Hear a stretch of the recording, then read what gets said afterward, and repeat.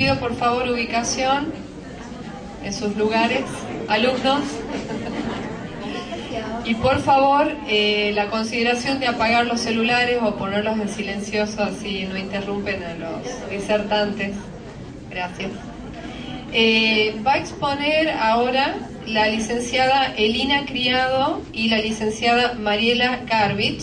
Son psicólogas del Gabinete Psicosocial del Poder Judicial de la provincia de Tucumán. Adelante.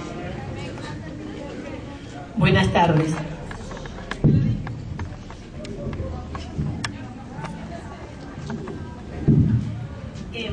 La verdad que el trabajo lo hemos hecho entre Mariela y yo, y lo voy a leer porque sí es un esfuerzo en donde buscamos a veces la palabra exacta para que le llegue al auditorio, y a veces cuando hablamos nos vamos y el tiempo en estos casos es acotado porque aparte de nosotras están los otros compañeros para participar.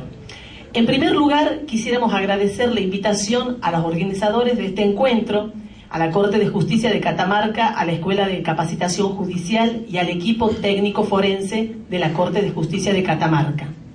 Y especialmente a las coordinadoras, licenciada Mónica Liliana Weinstein y licenciada Julieta Monasterio Figueroa, que nos han convocado para participar en este primer encuentro de psicólogos forenses del NOA, que constituye un espacio de reflexión y aprendizaje de singular importancia, en tanto implica un paso fundante hacia la esperada federalización de esta asociación.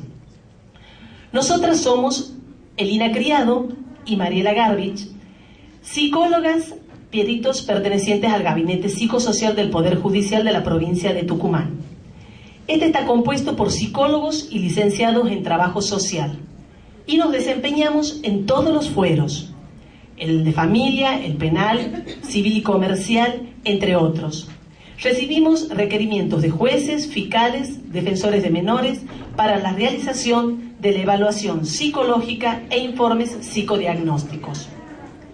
Con el paso del tiempo se fue definiendo la conformación de un equipo orientado hacia el fuero de familia y otro al fuero penal, en el cual estamos incluidas. En este fuero, una de nuestras funciones es conducir las entrevistas de declaración testimonial, de ahora en adelante EDT, de niños, niñas y adolescentes víctimas y testigos de abuso sexual y otros delitos.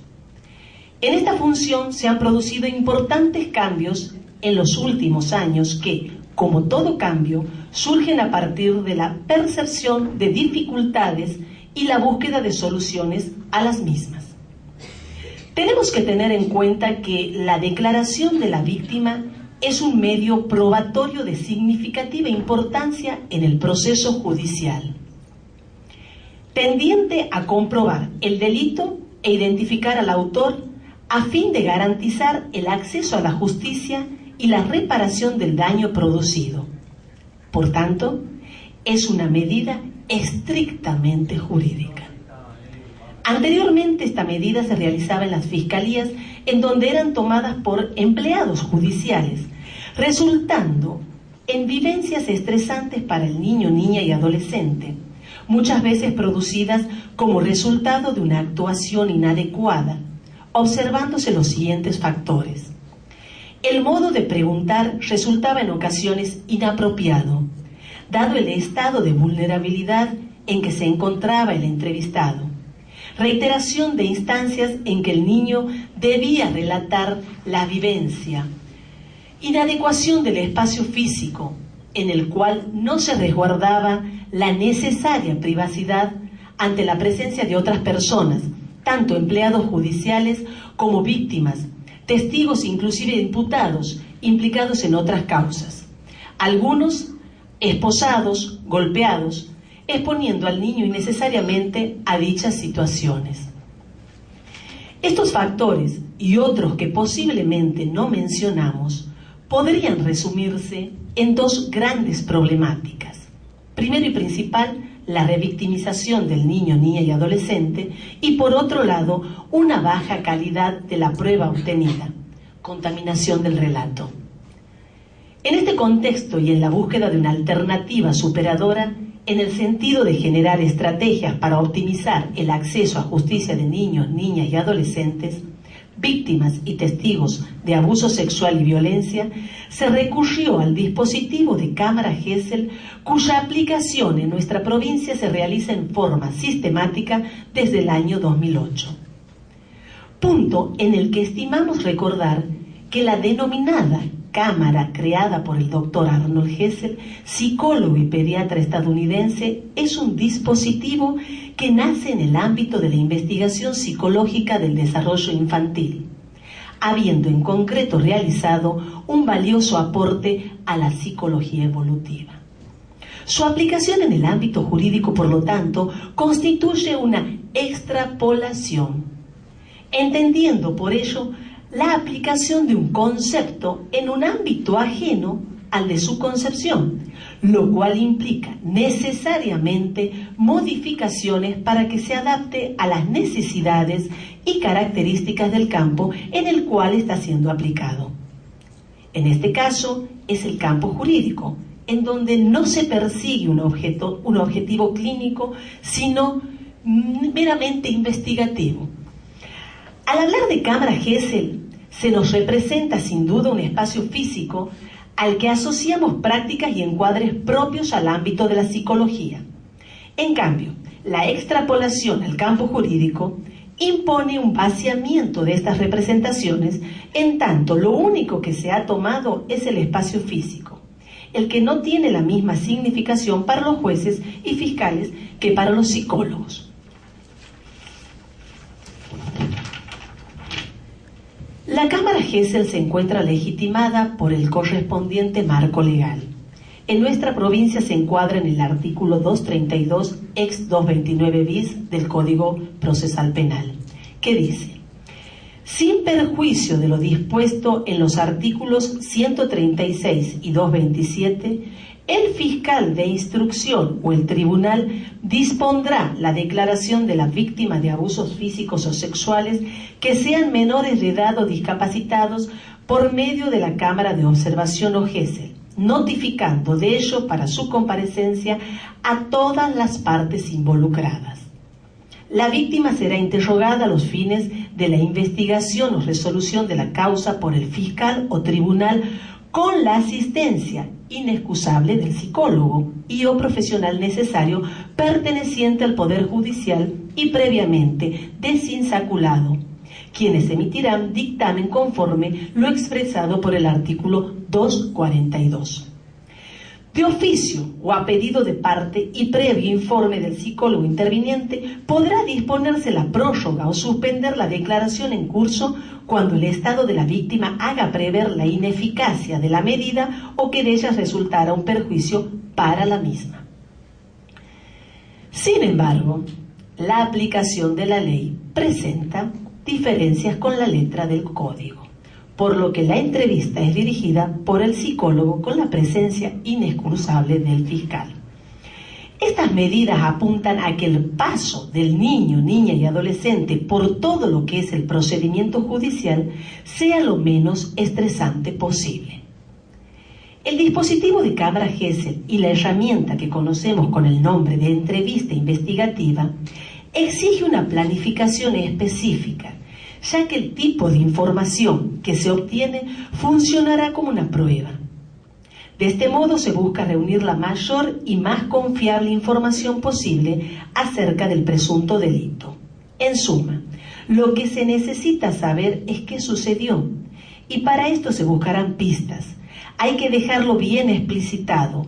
Los psicólogos no buscamos la verdad, sino un relato consistente, confiable, que no haya sido contaminado. Es en función de este propósito axial, como es ya evidente, que se llevará a cabo en nuestra intervención en el campo de lo jurídico. Es necesario explicitar que la entrevista única e investigativa no es una evaluación psicológica, no es una evaluación a propósito de la credibilidad del niño. El estatuto de esta no es pericial. Retomando las problemáticas enunciadas, los dos objetivos principales de la entrevista de declaración testimonial son evitar la revictimización o victimización secundaria en el sentido de preservar a la víctima durante el procedimiento judicial, intentando que sea lo menos estresante posible. B.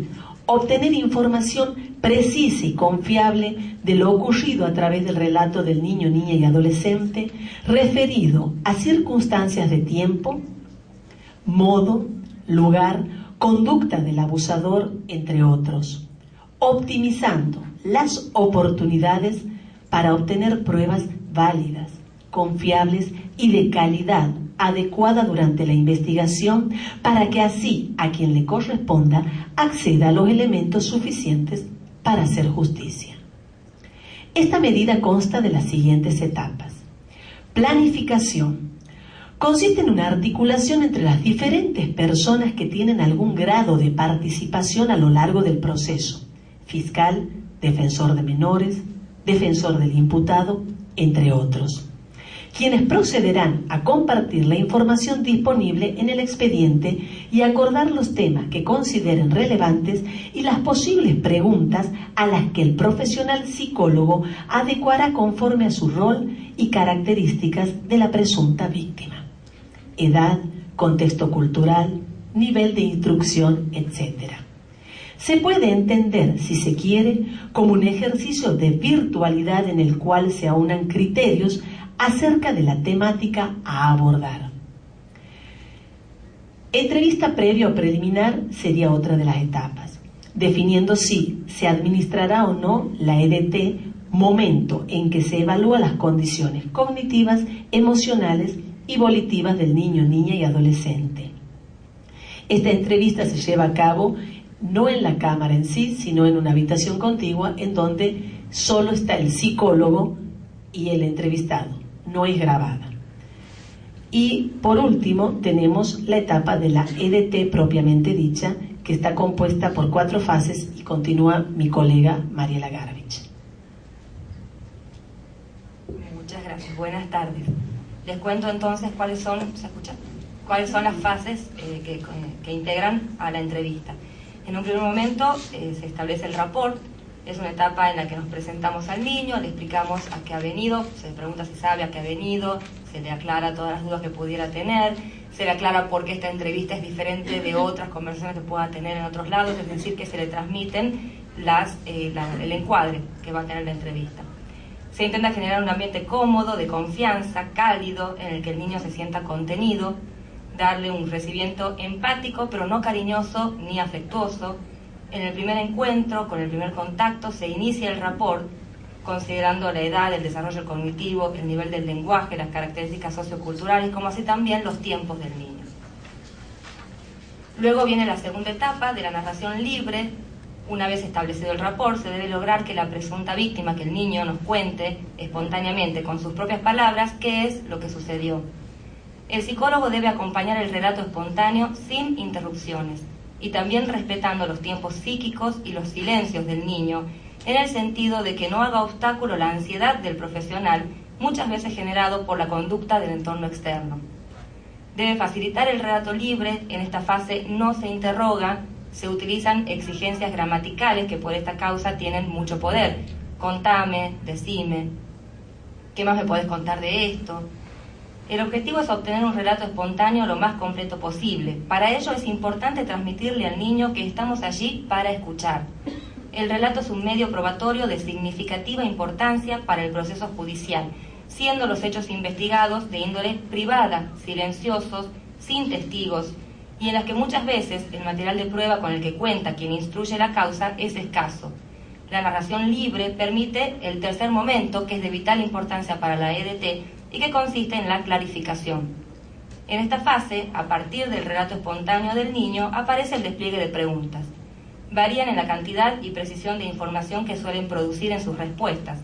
Las preguntas deben ser de final abierto, focalizadas a la temática que se investiga, se caracterizan por centrar la atención del niño en un tópico, lugar o persona. ¿Qué, dónde, cuándo, cómo y quién? Esas son las áreas que vamos a investigar, no las preguntas que vamos a hacer, ¿sí?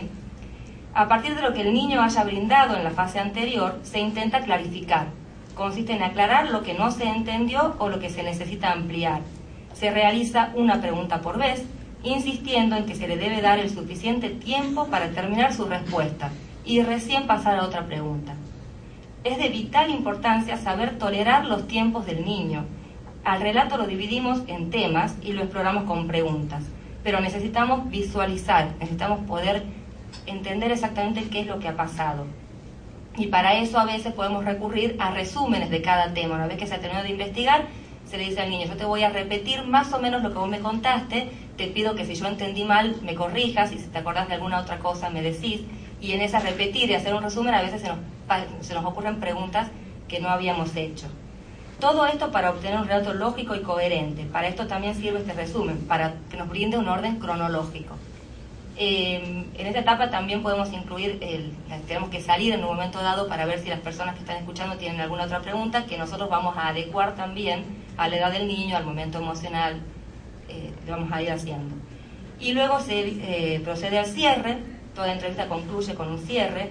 En este momento el entrevistador le dará la oportunidad al niño a realizar un cierre. Uno le pregunta: bueno, yo ya te he preguntado todo lo que yo te quería preguntar, me parece haber entendido lo que me viniste a contar, pero ¿hay alguna cosa que yo no te he preguntado y que vos pensabas que me ibas a decir, que me quieras contar ahora? Y se le da la oportunidad de contar todo lo que quiera decir el niño. Es muy importante que se retire el chico, que se vaya el niño con la sensación de que se le han dado todas las oportunidades para expresarse. Se sugiere que el profesional introduzca temas neutrales a fin de morigerar la movilización interna de la víctima, facilitando la salida de la cámara Gesell. Esto es básicamente en qué consiste la cámara Gesell, pero a partir de esto nosotras nos hacíamos algunas reflexiones pensándola a la EDT como una nueva demanda y un nuevo desafío de la institución. Nuestro campo, el de la psicología forense, se define como un entrecruzamiento discursivo, como decían los colegas anteriormente, que tiene características asimétricas. En este sentido, la EDT constituye, a nuestro criterio, un nuevo paradigma del entrecruzamiento psijurídico. Desde nuestra perspectiva se nos representa una gráfica de dos círculos enlazados. Más allá de nuestro marco teórico freudo-lacaniano, les pedimos hacer abstracción de los tres registros. No estamos hablando de ese tipo de círculo. Es simplemente una representación que nos ayuda a pensar dónde estamos parados cuando hacemos estas medidas. Es una representación en la que pensamos el entrecruzamiento psijurídico, que delimita un campo de acción, un espacio, en el cual se reflejan puntos de encuentro y de desencuentro. La decisión de innovar en la toma de declaración de los niños la tomaron quienes tienen a su cargo la Administración de Justicia, en cuyo análisis y ejecución no tenemos injerencia. Sin embargo, a partir de la adopción de estas medidas, nos vemos involucrados en forma directa, en tanto implica una nueva asignación de funciones que nos comunican en forma directiva y a las cuales debemos responder. En la cámara Gesell, el psicólogo expone su saber en términos de investigador, especializado en una escena que no le es propia a su encuadre. Nuestra función en el proceso judicial apunta a sostener los parámetros de la subjetividad, rescatar un espacio para la palabra en la vorágine de escritos y lenguaje jurídico en el que muchas veces se pierden las vivencias de los involucrados. Es frecuente que en el proceso pericial, ante alguna pregunta, el entrevistado responda: eso figura en el expediente. Remitirnos al expediente equivale a remitirnos a la palabra del otro, al que el sujeto se encuentra alienado, ante lo cual debemos devolver la palabra. Quiero que usted me cuente lo que a usted le ha pasado, lo que usted ha vivido, lo que usted ha pensado, apelando a un sujeto responsable de sus propias circunstancias de vida en términos subjetivos, que es lo que hablamos recién de la implicancia subjetiva en su propia realidad. En este sentido, coincidimos con Irene Greiser cuando, hablando de la relación entre peritaje y psicoanálisis, sostiene: subvertir la demanda de evaluar implica situar un sujeto en el lugar de los informes evaluativos. Es decir, podemos servirnos de esa demanda de evaluación, pero no respondiendo con un protocolo, sino apostando a la escucha de un sujeto, espacio diferenciado dentro de la institución judicial en el que apostamos a mantener nuestra especificidad profesional. Sin embargo, cuando concurrimos a conducir una entrevista de declaración testimonial, estos presupuestos se ven cuestionados. No se dan los elementos del encuadre propio a nuestra función. El encuadre es jurídico y, por tal, responde a las medidas estrictamente judiciales.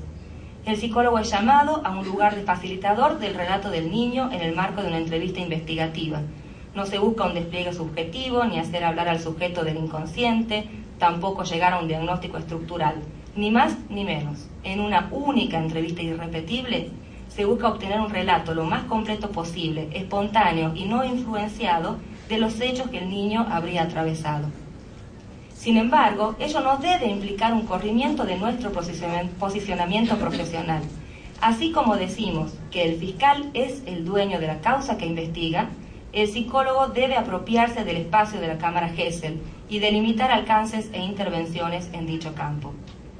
Esta función como práctica nueva no está prevista por el Código de Ejercicio Profesional que nos ampara, lo que sumado a lo ya dicho en relación a la demanda institucional nos coloca en una situación ambivalente. Nos convocan desde un lugar de subordinación y al mismo tiempo nos ubican en el lugar del saber. Debemos responder, pero a la vez no debemos. Este interrogante abre un espacio de reflexión que no podemos de ninguna manera eludir, pero tampoco cerrar en una respuesta acabada. La ética nos atraviesa en todas y cada una de nuestras intervenciones, actuando como un vector que ordena en función de nuestros alcances y limitaciones, dejando, como toda actividad humana, un espacio de autodeterminación ante cada acto concreto. Respecto del dilema que nos plantea la EDT desde el punto de vista ético, una primera aproximación es plantearnos en función de nuestra práctica y de la necesidad de interpretar la demanda de la institución, que lo que nos sostiene en este lugar es, como en las otras intervenciones, preservar un espacio del que el sujeto pueda apropiarse dentro del discurso jurídico. Remarcando que frente a los nuevos desafíos debemos recrear estrategias, ya que el automatismo y la alienación al otro da cuenta de lo riesgoso que es para nuestra profesión trabajar aislados, sin interactuar, depositándole por tanto un valor agregado al intercambio. Muchas gracias.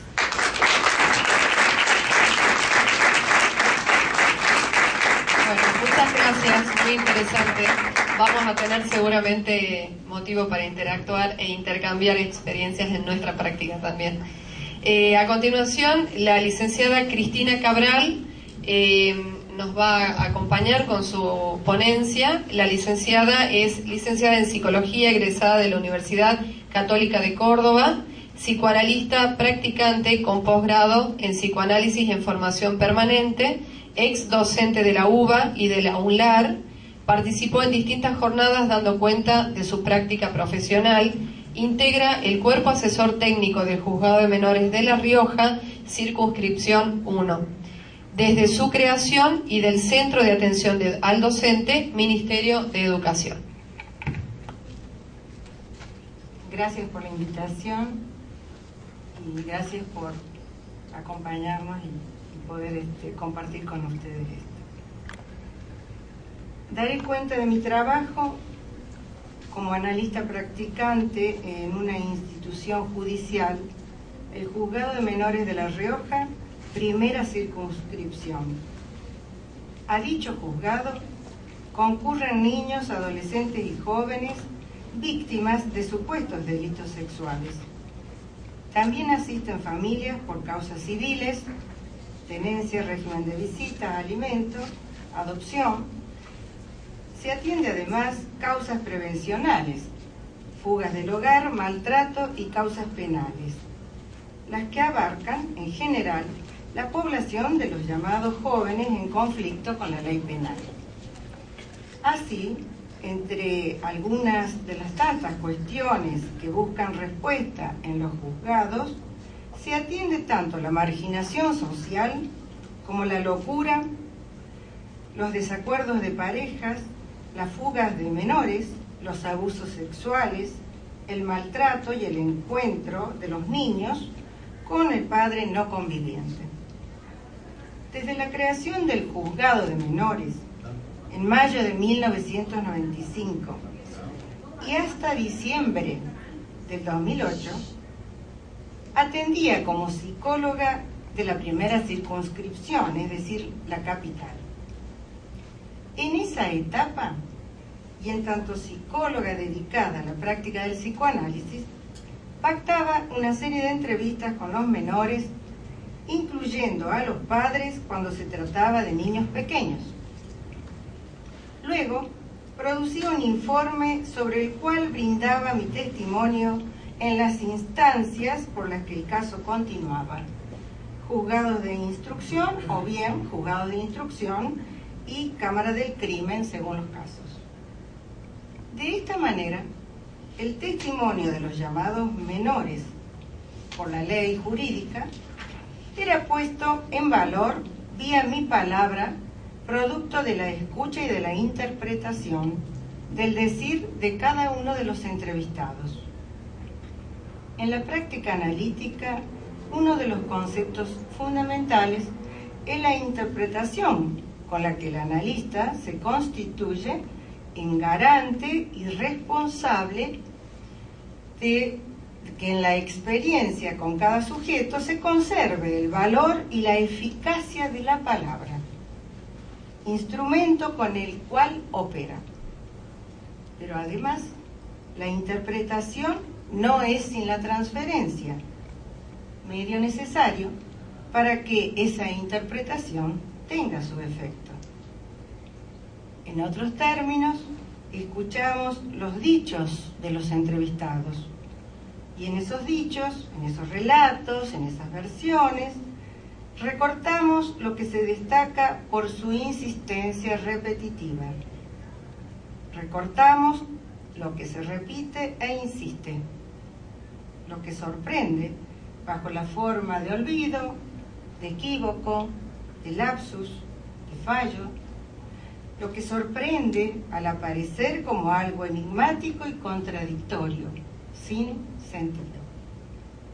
Así, dije, trabajé antes, hasta diciembre del 2008, fecha en que la función judicial de mi provincia adoptó la Cámara Gesell para declaraciones testimoniales y pericias de niños, adolescentes y jóvenes. Tal medida marcó un hito, un antes y un después. La Cámara Gesell se equiparó a la práctica al valor de prueba y de verdad objetiva, reduciendo la función del psicólogo a la de un técnico interrogador que formulaba una serie de preguntas presentadas por jueces, defensores y querellantes. Pasé a funcionar de psicóloga de la primera circunscripción a psicóloga de toda la provincia. Todos los jueces pedían Cámara Gesell, que solo hay por el momento en Capital. Sobrevino en mi experiencia un momento de vacilación. Si mi función se reducía a la de una interrogadora, ¿dónde quedaba mi función de oyente y de intérprete de la palabra de los menores?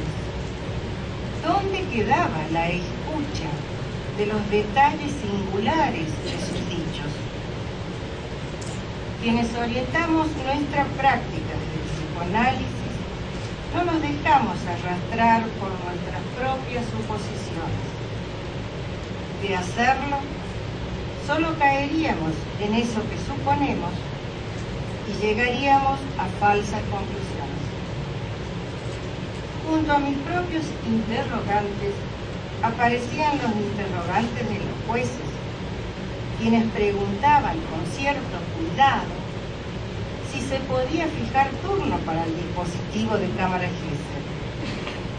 Después dejaron de preguntar y directamente ordenaban fijar el turno para Cámara Gesell. Hoy, en cambio, nos acompañan, aún en la urgencia, preguntando si los menores se encuentran o no en condiciones de declarar en Cámara Gesell. Subrayo entonces el cambio operado al preocuparse por los sujetos uno por uno, preguntándonos sobre la subjetividad de esos menores, si pueden o no soportar una declaración o una pericia en Cámara Gesell, si los efectos de tal experiencia serán nocivos, etc. Advierto entonces que hay respeto por la dignidad de los niños y y adolescentes con los que nos ponemos a trabajar. Entiendo, por otra parte, que este cambio no es casual, sino que surge de una relación o transferencia de trabajo, gracias a la cual pude seguir sosteniendo mi posición de analista practicante. Pero esto, en general, no ocurre con los abogados defensores ni con los querellantes, quienes pretenden exigir la Cámara Gesell desde el inicio y durante todas las entrevistas y contactos que en tanto psicóloga puedo sostener con los menores y o con los padres. Exigen además que entregue como prueba de mis apreciaciones las notas manuscritas y todo cuanto pueda tener respecto de las entrevistas. La consecuencia de tal exigencia desmedida es que se erigen en jueces que descalifican desde su no saber mis informes y testimonios dirigidos a ampliar y explicar el informe. No puedo dejar de preguntarme a qué responde este querer apropiarse de todo, escarbando y desnudando al otro hasta producir horror. Gerard Waldman, psicoanalista y escritor, en su libro El ojo absoluto, me brinda la respuesta. Waldman sostiene que vivimos en la sociedad del omnivoyeurismo, en la que los vigilados no son los criminales, sino los inocentes, y donde la ideología de la transparencia amenaza nuestra existencia, invade nuestras casas, accede al interior del cuerpo, disolviendo un poco más cada día, nuestra intimidad y haciendo imposible preservar la dimensión necesaria de los secretos. En mi caso particular, rescato la función de los jueces cuando saben ocupar su lugar. El lugar, entiendo, de amo en el discurso, porque cuando esto ocurre, saben y respetan el límite de la estructura, no se exceden para ir más allá y desnudar lo horroroso. Desde el psicoanálisis trabajamos con la misma tela de ese discurso, solo que al revés y en cruz, dando respuestas que no son moralistas ni adaptativas, para que cada sujeto construya su propia respuesta a su sufrimiento. Pero en esta hipermodernidad, donde la intimidad se expone a cielo abierto, aparecen también los padres exigiendo Cámara Gesell para sus hijos. De esta intimidad expuesta, que si los jueces y quienes colaboramos con ellos no regulamos, ejemplificaré con el recorte de un caso de abuso sexual. Por abuso sexual se entiende cualquier actividad sexual entre dos personas sin consentimiento de una. Puede producirse entre adultos, de un adulto a un menor, o incluso entre menores. Y es considerado por la ley jurídica como delito contra la integridad sexual. Por sobre los 13 años, se considera si hubo consentimiento para determinar si hubo o no delito.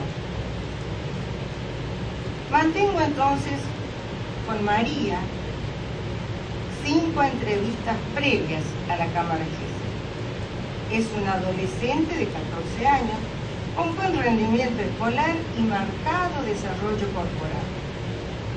Siempre la acompaña su madre, a quien desde la primera entrevista le hago saber que es su hija quien tiene que declarar y que las conversaciones serán con María. María convive con su mamá y 2 hermanitas, una de 9 años y otra de meses. La de meses es producto de la relación de esta mujer con una pareja no conviviente. Los padres de María se separaron cuando ella tenía 6 años. Recuerda una infancia feliz junto a su papá. Después, dice, las cosas cambiaron, ya que su mamá, palabras de ella, siempre quiere tener razón. Se hace lo que ella dice. María sabe por qué vino y aclara que ella no quería hacer denuncia. María siente una profunda vergüenza por el lío que armó su madre y porque tiembla de solo pensar que tiene que declarar frente a los jueces contando su intimidad.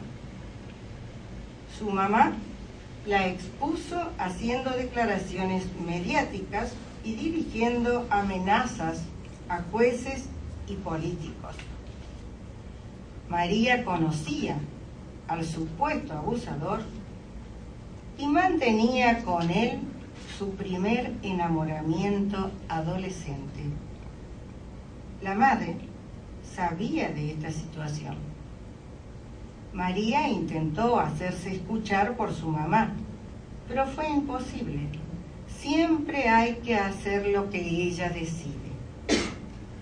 Cuando nos encontramos en el dispositivo de Cámara Gesell, refiere que no logró hacerse escuchar sobre su no querer seguir con esto. María, en Cámara Gesell, relata una escena en la que tanto los dichos como los actos no indican violencia alguna. Por el contrario, se trata de una escena amorosa, rodeada de cuidados y acompañada de palabras que suenan a poesía. Desde la perspectiva jurídica, una vez denunciada la acción, no se puede dar marcha atrás. Y la justicia tiene la obligación de intervenir cuando se ha atacado un bien que tutela, en este caso, la integridad sexual. Pero, habiendo escuchado a esta adolescente, ¿será la justicia, me pregunto, el lugar adecuado donde tramitar su encuentro con lo real del sexo? El enamoramiento y la iniciación sexual de esta hija adolescente empujó a esta madre a exponer la sexualidad de su hija en el ámbito judicial. Lo que me interroga es, ¿por qué?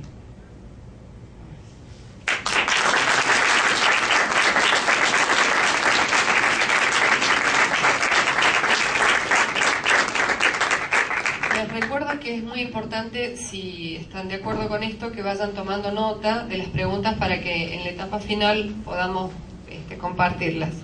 A continuación, la licenciada María Karina Cuello nos dará su mirada respecto del ámbito forense. La licenciada es psicóloga, recibida en la Universidad de Buenos Aires, magíster en psicología preventiva en la UBA, especialista en análisis y animación socioinstitucional en la Universidad Nacional de Salta, alumna de la carrera de especialización en psicología forense en la Universidad de Ciencias Empresariales y Sociales UCES, trabajo integrador final ya presentado, faltando su defensa ante tribunal ya definido.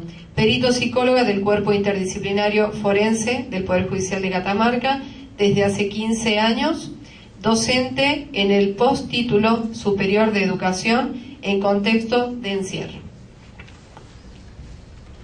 Voy a volver a decir lo de los años, ¿no? Me parece que amerita. Y simpática. Por favor. Yo voy a empezar no agradeciendo, sino pidiendo disculpas. Le voy a pedir disculpas a los que no son psicólogos, porque en realidad a mí se me planteó ante la invitación de las amigas este tema de poder hablar de uno, de lo que le pasa a uno. Y les voy a contar por qué. Yo cuando decido empezar la carrera de especialización en psicología forense, ya tenía como muchos años de trabajo, venía de Buenos Aires donde también había tenido experiencias trabajando en el campo de lo forense, y recuerdo haber vuelto de ese primer encuentro en Buenos Aires y Mara me preguntó cómo me había ido, y yo le dije, estamos haciendo todo mal. Esa sensación con la que yo volví esa primera vez me pareció que tenía que ver con empezar a leer. Entonces, si hay algo que yo rescato hoy, que es lo que, por eso les pido disculpas, es que voy a ser una lectora en este momento, porque me senté a escribir y hoy lo quiero leer. Me parece que esto ha sido el gran aprendizaje de estos años. Son muchos años trabajando en esto.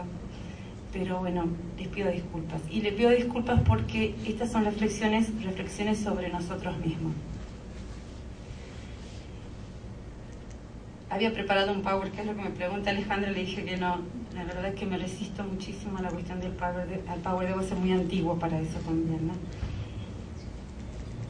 Yo empecé pensando en esta cuestión de que en Catamarca los psicólogos somos relativamente nuevos en el Poder Judicial, y me impacta la escena de que entramos al Poder Judicial paulatinamente, pero en silencio.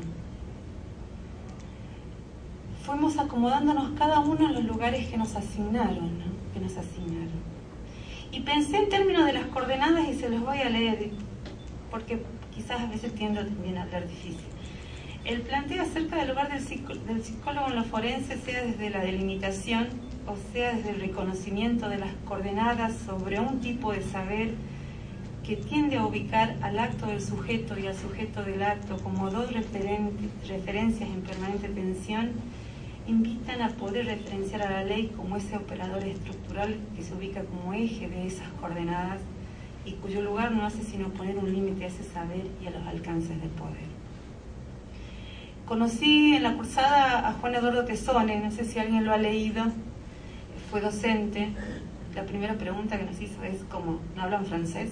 ¿Viste? Alguien con muchos años en Francia nos hizo esa pregunta.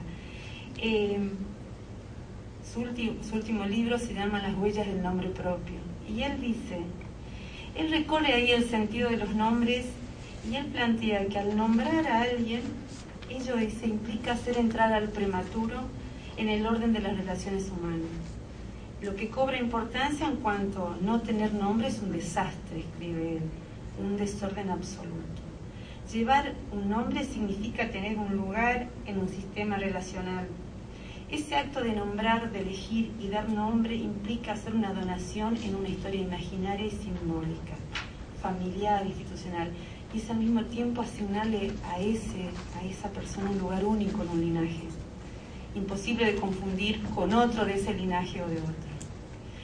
Entonces ahí donde me propongo es aceptar esta invitación de recorrer nuestro nombre, el de psicólogo forense, atendiendo que somos en cuanto a identidad y en cuanto a función a construir, en una práctica que sigue apelando a un espacio de formación y especialización que posibilite al menos reducir los niveles de implicancia personal y promover de esa manera un nuevo recorrido que se apoye en la institucionalización de esta función de nosotros los psicólogos en el forense. Yo trabajo en el cuerpo interdisciplinario forense. Yo ingresé al Poder Judicial habiendo vuelto a Belén. Yo soy nativa de Belén y después de muchos años en Buenos Aires volví a Belén.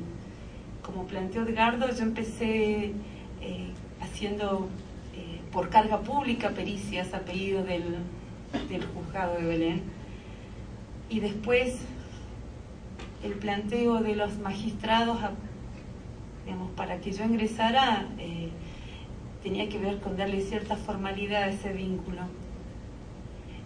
Si la colega entraron en el segundo subsuelo, yo entré a la cocina. Estuvimos en la cocina con las ordenanzas. Los escritorios estaban apoyados al lado de una estufa con doble salida. La otra parte de la estufa era la parte administrativa del juzgado de instrucción, con lo cual era público, todo era público. En esa época también tenía que ir a trabajar en el interior, hacía Tinogasta, Santa María y Antofagasta de la Sierra. En Tinogasta, por decisión del juez, las entrevistas se tomaban en la sala de secuestros, entre cuadros de bicicletas robados y armas.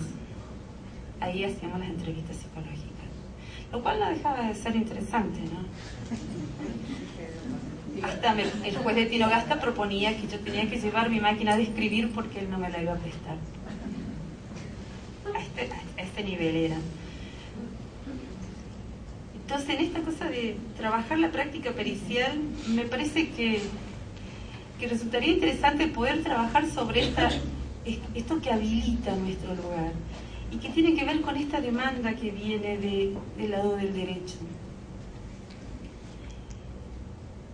El magistrado instala la demanda. Los psicólogos diríamos, sí, no sé, es demanda, es un pedido. Y recuerdo a Liliana Álvarez diciendo, bueno, con oferta se puede ir construyendo la demanda. Y me parece tan interesante pensar en esos términos. Pero después aparece otra pregunta. Está bárbaro. Pedido, demanda, nosotros habilitamos el espacio pericial. Pero después, ¿sobre qué informamos? ¿Será una función transcriptora? ¿Una función limitada? ¿Qué hacemos con el secreto profesional ahí? ¿Informamos sobre lo dicho o sobre el hecho? Si el sujeto dice sobre el hecho, ¿qué sentido le otorga? ¿Qué sentido le asignamos nosotros?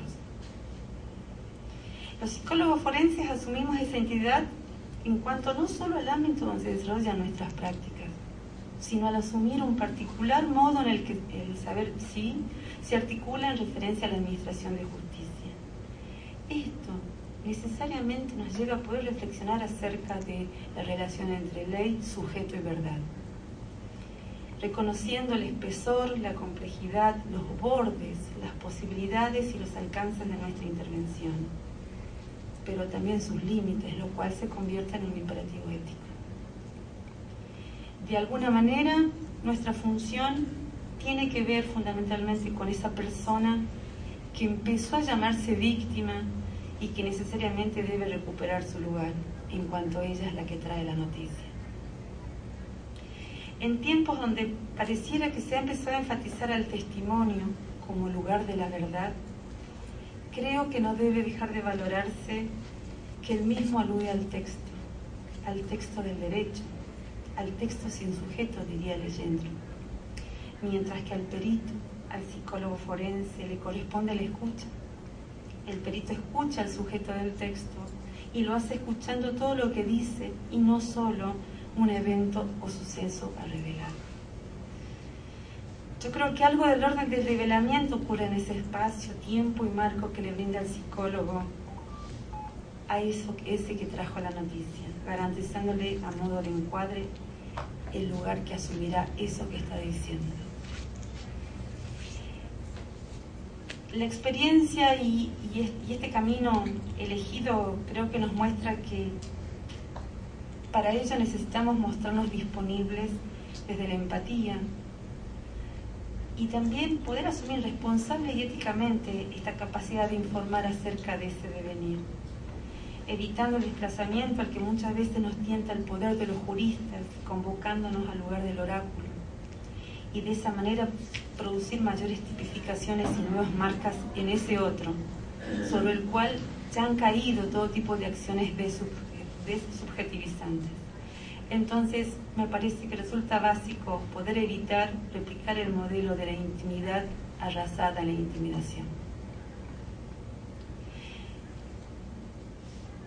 Qué grandioso que fue poder, digamos, arribar a esto de pensar a nuestro trabajo desde un lugar de práctica transformadora. Yo creo que en ese punto el respeto por la humanidad, por los derechos de aquel que por su tamaño, condición, historia o antecedentes ha quedado atrapado en la mirada y en el acto de otro tipo, el caso de la pericia. Y pensando siempre que la pregunta sobre lo que pasó no se formula para indagar cómo pasó, sino para reconocer su posición subjetivante, asumiéndonos como sujetos capaces de instituir la subjetividad de aquel desubjetivizado, asumiendo que la intervención judicial debe permitir una acción sostenedora a favor de la simbolización y en ningún caso operar al servicio de la progresión traumática. Yo tengo hijos pequeños y este acto maravilloso de los chicos cuando empiezan a leer, lo evocaba mientras escribía, pensaba y escribía, ¿no? Y me acordé de ellos y me acordé que a los 6 años aprendemos a leer una palabra, qué acto maravilloso. El primer grado de la escuela primaria nos enseña a leer, aunque previo a ello ya hayamos podido leer nuestra realidad. Este ejercicio lector continúa toda la vida, leemos libros, revistas, gestos, expresiones, silencios, leemos la realidad y en la realidad. Pero, ¿qué sucede cuando ese umbral lector es reemplazado por otro motivo? Es reemplazado por la interpretación. Interpretar es leer. Quizás los colegas lo hayan leído también a Carlos Gutiérrez. Sería un lujo poder invitarlo alguna vez. Él plantea este lugar de la interpretación como que remite a dos momentos, ¿no? Dice, por un lado dice la afirmación del texto, pero por otro lado interpretar da cuenta del agujereamiento de ese texto al suponer declarar la insuficiencia de la palabra enigma en el pasado. Pero al mismo tiempo la interpretación, en un acto de interpretación el sujeto por la brecha que se abre se encuentra sin medida por su arte. No hay verdad última, la interpretación es productora de verdad.